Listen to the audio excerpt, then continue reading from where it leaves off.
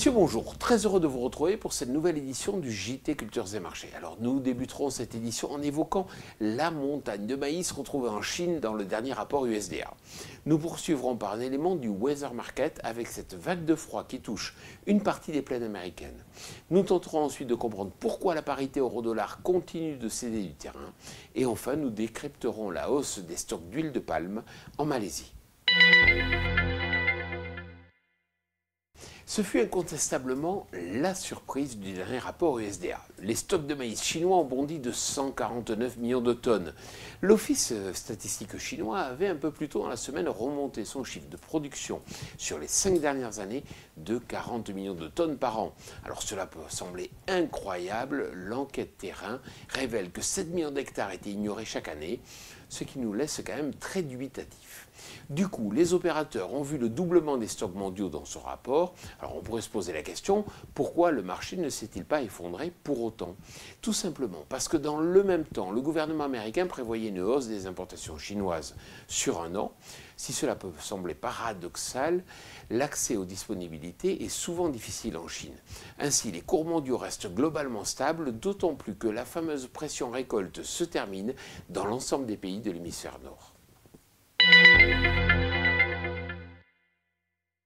La fin des moissons sera à suivre avec intérêt aux États-Unis. Pour cause, une vague de froid est en train de s'abattre sur la majorité du territoire et les prévisions météo ne sont pas des plus clémentes. Cela pourrait également retarder les semis de blé d'hiver, à l'heure où 89% des surfaces sont emblavées selon l'USDA, contre 94% en moyenne ces dernières années. Au Kansas, la neige a même fait son apparition, ce qui remet en cause la hausse des surfaces envisagées il y a quelques semaines par le gouvernement américain. Cet élément climatique est paradoxal lorsque l'on voit les feux dramatiques qui ravagent actuellement la côte ouest.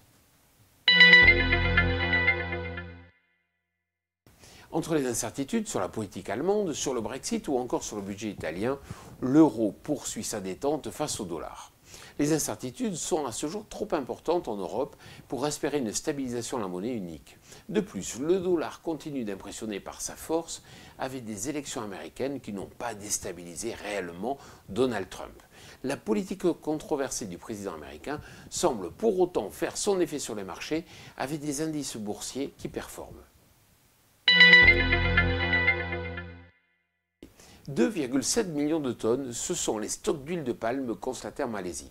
Un tel niveau de disponibilité n'avait jamais été atteint pour un mois d'octobre depuis 2015.